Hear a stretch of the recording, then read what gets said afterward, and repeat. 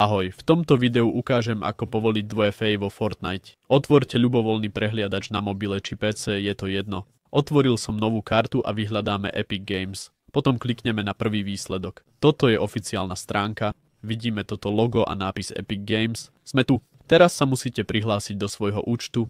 Ja som už prihlásený. Kliknem na profil a potom na účet. Tu musíme kliknúť na heslo a zabezpečenie. Tu môžete zmeniť heslo, ale to nechceme. Scrollujeme dole a vidíme možnosť aktivovať 2FA. Sú 3 metódy. Cez aplikáciu, e-mail alebo SMS kód. Vidíte, že som to už aktivoval cez mobil. Je to veľmi jednoduché. Klikneme tu na nastaviť, v tomto prípade je to pre e-mail. Práve som dostal e-mail. Musím zadať kód a hneď to bude fungovať. Najjednoduchšie je pravdepodobne použiť tvoj mobil. Takže tu urobíš to isté. Stlačíš nastaviť, zadáš číslo mobilu, dostaneš SMS, vložíš kód a hotovo. A už máš nastavené dvojfaktorové overenie. Ak ti toto video pomohlo, budem rád, ak dáš like. Môžeš tiež použiť môj creator kód z popisu videa. Tak a majte sa.